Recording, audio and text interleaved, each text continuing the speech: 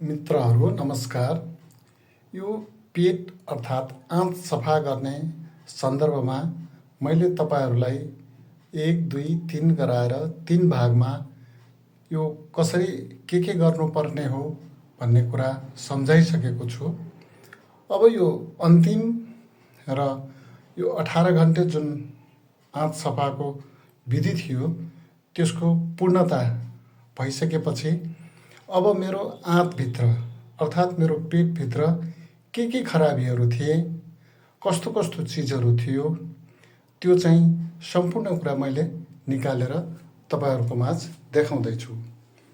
जस्तो यो मैले तपाईँहरूका सामु देखाइरहेको छु नजिकबाट। यो यसरी छान्नीमा चाहिँ छानेर हेर्दाखेरि केही अंशमा पत्थरहरू, थोरै थोरै ढुङ्गाहरू जस्तो र यो हरियो टाइपको चाहिँ केराउका गेडाहरू जस्तो र भित्र चाहिँ कतै कतै चाहिँ किरा जस्तो पनि सल्बलाएको पनि देखियो। तर अहिलेसम्म मैले मेरो आफ्नो स्वास्थ्य ठिक छ भन्ने सोचेको थिएँ, त्यस्तो रहेनछ। तपाईँहरूलाई पनि यो हुन चाहिँ फोहोर चिज हो, तथापि यसबाट कुनै प्रकारको गन्ध इत्यादि आएको छैन। यतिका फोहोर जब मैले आफूलाई स्वस्थ छु भन्दै पनि मेरो पेटभित्र यतिका फोहोर रहेछ भने फोहोर जो मान्छे चाहिँ रोगी छ भने त्यस्ताको भित्र झन् कति होला तपाईँले आफै मूल्याङ्कन गर्न सक्नुहुन्छ। र वास्तवमा भन्ने हो भने यो 18 घन्टेको जुन आँत सफाइको प्रक्रियाले हाम्रो शरीरको कलेजो, मृगौला, पित्त, जठराग्नि सफा गर्दै शरीरभित्र वर्षौंदेखि थन्किएर रहेको फोहोर सफा गर्छ। हामीले हाम्रो शरीरभित्र के छ भनेर थाहा नपाएका फोहोर कुरा यसरी सफा गरिदिन्छ कि त्यो देखेर आफै अचम्बित हुने अवस्था हुन्छ।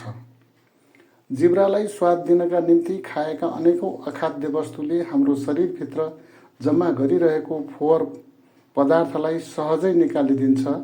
Sugar, pressure, uric acid, sciatica, वात, मृगौला पत्थरी, जन्डिस, कोलेस्ट्रोल, अपच, ग्यास्ट्रिक, थाइराइडका रोगीहरूले त यसलाई अनिवार्य रूपमा अपनाउनु पर्छ नै भने म स्वस्थ छु भनेर बसेका मान्छेले शरीरभित्रको फोहोर फाल्न सकेमा निसन्देह अझ स्वस्थ रहन सकिनेछ।